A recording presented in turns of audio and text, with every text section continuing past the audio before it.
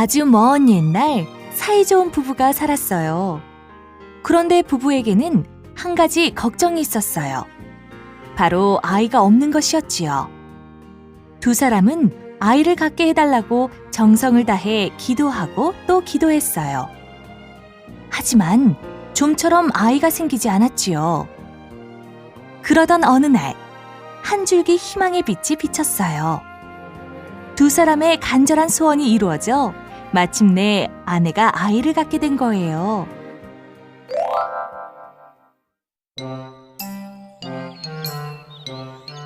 부부의 집 뒤로는 무시무시한 마녀 고텔이 사는 오두막집이 있었어요.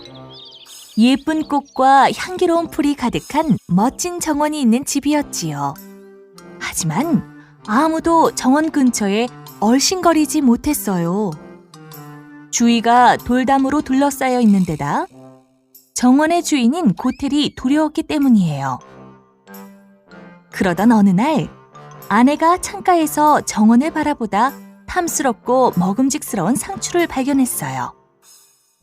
어느새 아내 입에는 스르르 군침이 돌았어요. 저 상추를 한 입만 먹어보았으면.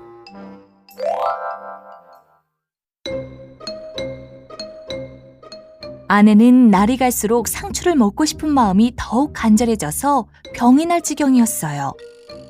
얼굴은 청백해지고 몸은 자꾸 여의었지요. 남편이 그런 아내를 보고 깜짝 놀라 물었어요. 여보, 어디 아픈 것 아니요? 사실은 우리 집 뒤 마녀의 정원에서 자라는 상추가 너무나 먹고 싶어요.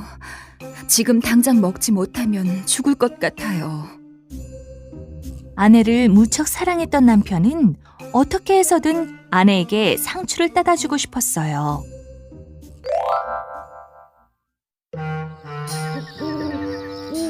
땅거미가 지고 사방이 어둑어둑해지자 남편은 담을 넘어 마녀의 정원으로 몰래 들어갔어요.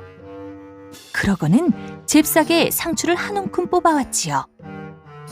아내는 가져온 상추로 샐러드를 만들어 먹었어요. 상추가 어찌나 아삭아삭하고 맛이 좋았던지 아내는 다음 날에도 상추가 먹고 싶어졌지요. 밤이 되자 남편은 아내를 위해 또다시 상추를 따러 담을 넘었어요. 그런데 담 아래로 내려오자마자 깜짝 놀란 나머지 온몸이 얼음처럼 굳어버리고 말았어요.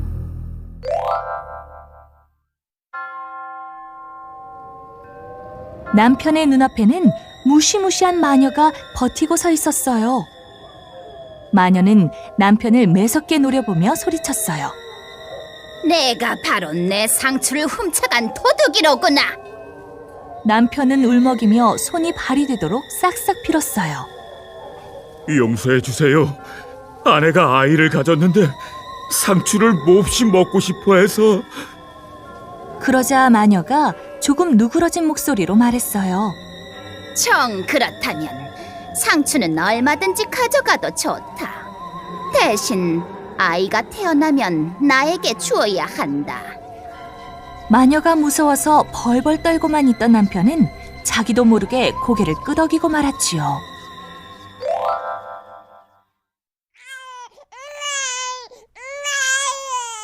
어느덧 시간이 흘러 아내는 딸을 낳았어요. 그런데 기뻐할 틈도 없이 마녀가 나타났어요. 나와의 약속을 잊지는 않았겠지? 아주 예쁜 딸이로구나. 마녀는 다짜고짜 아기를 안아들었어요. 내 이름은 이제 라푼첼이란다. 라푼첼은 상추라는 뜻이었지요. 마녀는 부부가 찾을 수 없는 먼 곳으로 라푼첼을 데려갔어요.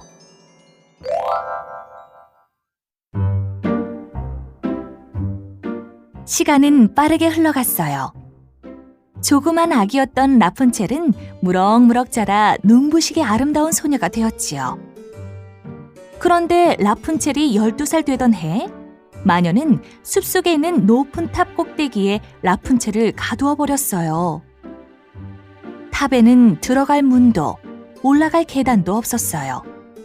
겨우 창문만 하나 나 있을 뿐이었지요.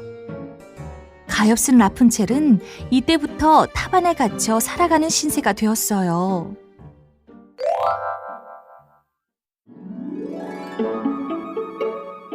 마녀는 하루에 한 번씩 탑 아래에서 소리쳤어요. 라푼첼! 라푼첼!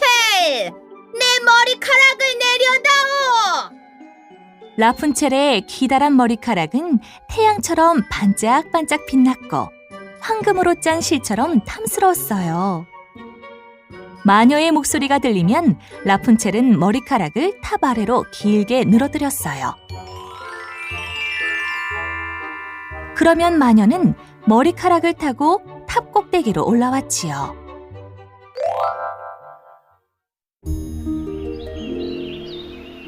그렇게 또 몇 년의 시간이 흘렀어요.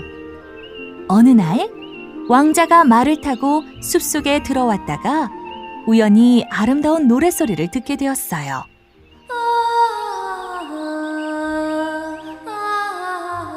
그 소리가 어찌나 맑고 고왔던지 왕자는 자기도 모르게 노랫소리가 들리는 쪽으로 말을 몰았어요. 정신을 차리고 보니 어느새 탑 아래였지요.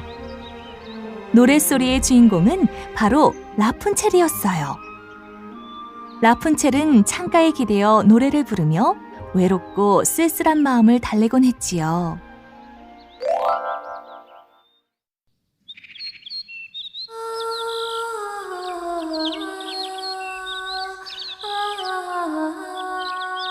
누가 저렇게 아름다운 노래를 부르는 걸까? 꼭 한번 만나보고 싶구나. 왕자는 이리저리 탑 주변을 살펴보았지만 아무리 찾아도 문이 보이지 않았어요. 그날 이후 왕자는 날마다 숲을 찾아와서 라푼첼의 노랫소리를 듣곤 했지요. 라푼첼이 노래를 부를 때면 숲속의 새들도 숨죽이고 고운 노랫소리에 귀를 기울였답니다.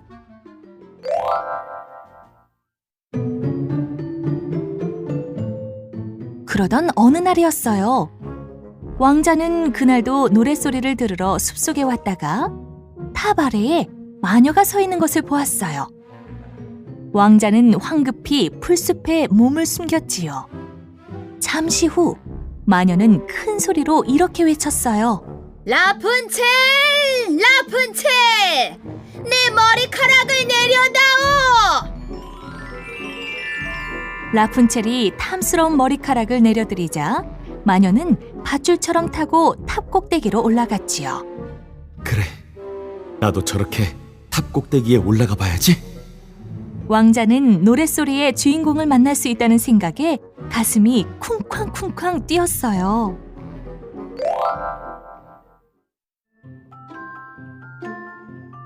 다음 날, 어두운 밤이 되자 왕자는 탑 아래에서 큰 소리로 외쳤어요. 라푼첼! 라푼첼! 내 머리카락을 내려다오! 곧 라푼첼의 길고 탐스러운 머리카락이 내려왔어요. 왕자는 그 머리카락을 잡고 탑 꼭대기로 올라갔지요. 왕자는 깜짝 놀란 라푼첼에게 다가가 다정하게 인사를 건넸어요. 놀라지 마세요. 나는 이 나라의 왕자입니다. 당신의 노랫소리를 듣고 여기까지 오게 되었어요.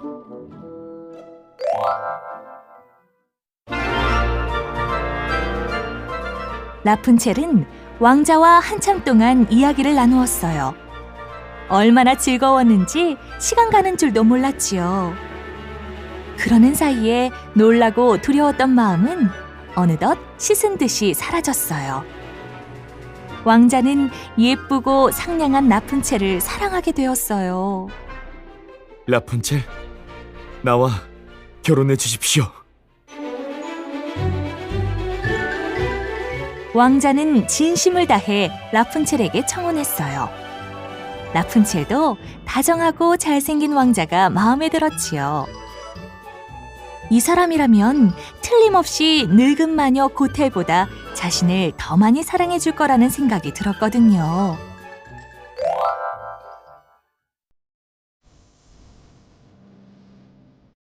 라푼첼은 살며시 왕자의 손을 잡았어요.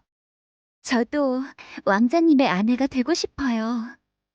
하지만 전 이 탑의 갇힌 몸이랍니다. 올 때마다 비단실을 한 타래씩 가져오시면 그것으로 사다리를 엮어서 내려가겠어요.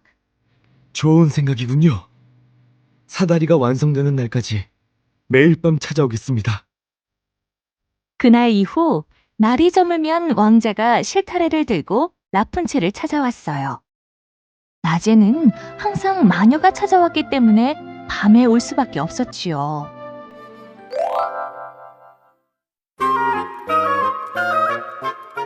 라푼첼은 왕자를 만나며 하루하루가 행복했어요. 마녀는 이러한 사실을 전혀 눈치채지 못했지요. 그러던 어느 날 라푼첼은 아무 생각 없이 이런 말을 불쑥 내뱉고 말았어요. 어머니는 왜 왕자님보다 훨씬 무거운 걸까요? 왕자님은 제가 끌어올리면 눈 깜짝할 사이에 이곳으로 올라오는데. 이 말을 들은 마녀가 버럭 소리를 질렀어요. 이런 못된 것! 그게 무슨 말이냐? 지금껏 나 몰래 왕자를 만나고 있었던 게로구나!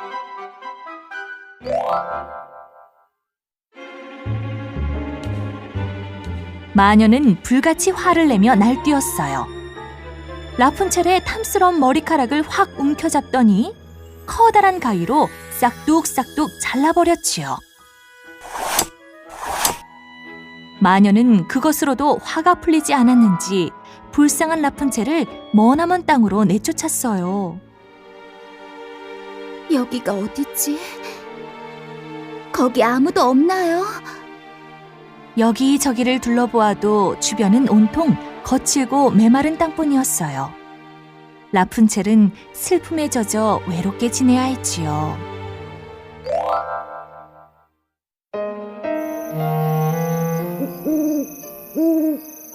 그날 밤, 마녀는 잘라낸 라푼첼의 머리카락을 창문고리에 단단히 동여매 놓았어요. 아무것도 모르는 왕자는 탑 아래에 서서 큰 소리로 외쳤지요. 라푼첼! 라푼첼! 내 머리카락을 내려다오! 그러자 탑 꼭대기에서 머리카락이 내려왔어요. 왕자는 평소처럼 머리카락을 붙잡고 위로 올라갔지요. 하지만 왕자를 기다리는 것은 라푼첼이 아니라 무서운 얼굴로 쏘아보고 있는 마녀였어요.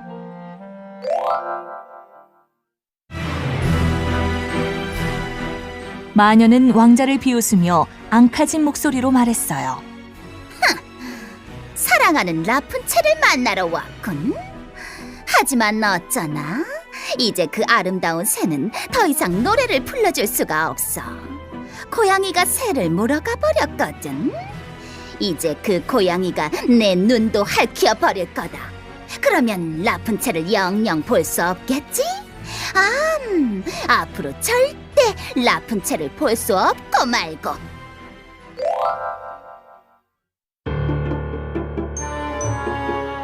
앞으로 다시는 라푼첼을 볼 수 없다니. 희망을 잃어버린 왕자는 온몸에 힘이 빠져 탑 아래로 떨어지고 말았어요. 쿵!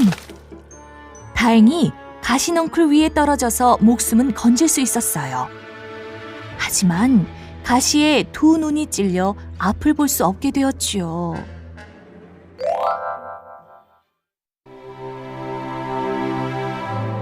그 후 왕자는 손으로 주변을 더듬으며 온 숲속을 헤매고 다녔어요. 풀뿌리와 산딸기를 먹으며 겨우 배를 채웠지요. 그러면서도 사랑하는 라푼첼을 애타게 불렀어요. 라푼첼! 내 사랑 라푼첼! 어디에 있나요? 왕자는 라푼첼을 잃은 슬픔에 잠겨 앞을 볼 수 없는 눈으로 눈물을 흘렸어요. 그렇게 왕자는 몇 년 동안이나 라푼첼을 찾아 여기저기를 떠돌아다녔지요.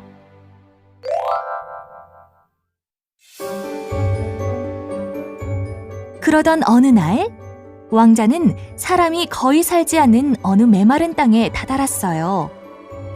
그런데 어디선가 귀에 익은 목소리가 들려왔지요.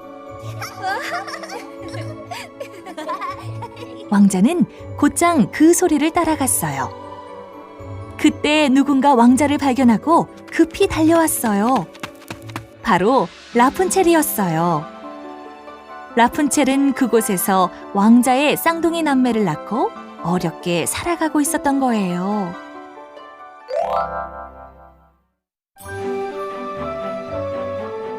라푼첼은 왕자를 한눈에 알아보았어요.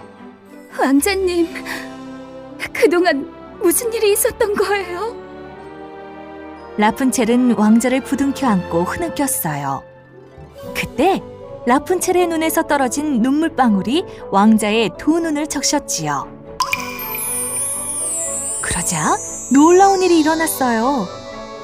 왕자의 눈이 씻은 듯이 밝아져서 다시 앞을 볼 수 있게 된 거예요.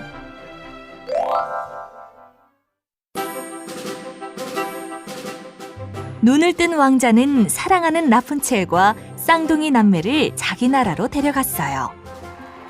왕자님께서 돌아오셨다! 만세! 온 나라 사람들이 거리로 나와 왕자와 라푼첼을 크게 환영해 주었어요. 두 사람은 많은 사람들의 축복을 받으며 성대한 결혼식을 올렸지요. 그 후 왕자와 라푼첼은 서로 사랑하고 아끼며 쌍둥이와 함께 오래오래 행복하게 잘 살았답니다.